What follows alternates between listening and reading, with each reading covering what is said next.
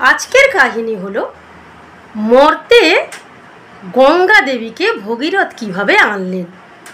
আগে গঙ্গা দেবী অবস্থান করতেন স্বর্গে, তিনি কিভাবে মর্তে এলেন সেই কাহিনী বলবো তোমাদের।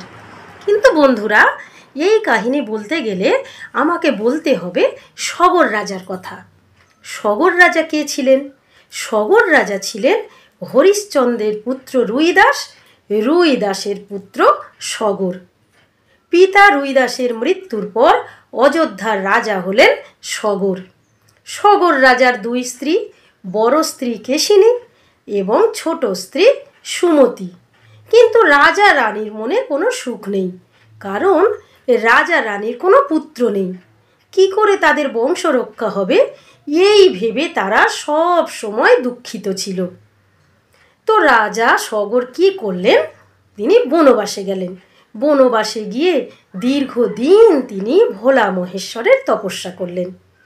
ভোলা মহেশ্বর তার আরাধনায় সন্তুষ্ট হয়ে এসে বললেন, কি বর চাও তুমি?